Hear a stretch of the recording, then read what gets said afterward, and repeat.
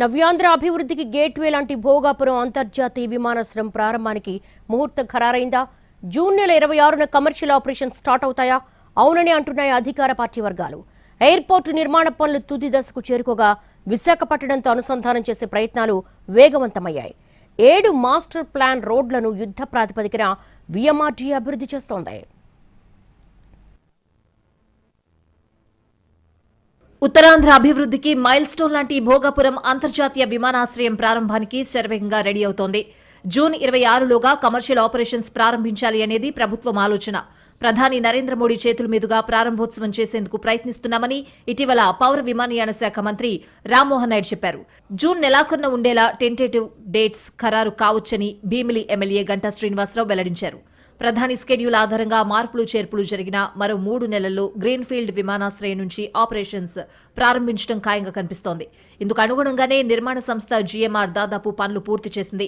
కీలకమైన runway, ఏటీసీలను test చేసేందుకు జనవరి 4న air India విమానం ఇక్కడ ల్యాండ్ అయింది. కమర్షియల్ ఆపరేషన్స్ కు అన్ని విధాలుగా గ్రీన్ఫీల్డ్ ఎయిర్పోర్ట్ ఫిట్ గా ఉందని అధికార వర్గాలు నిర్ధారించుకున్నాయి. 2203 ఎకరాల్లో ఎయిర్పోర్టు నిర్మాణం జరగ్గా ఇక్కడ 3.8 కిలోమీటర్ల పొడవైన రన్వే, 22 ఏరో బ్రిడ్జిలున్నాయి.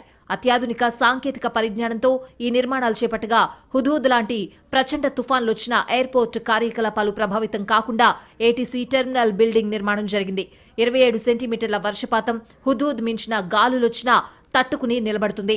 జూన్ నెల నాటికి ఎయిర్పోర్టు ప్రారంభమయ్యే అవకాశాలున్నాయని గంటా శ్రీనివాసరావు చెప్పారు.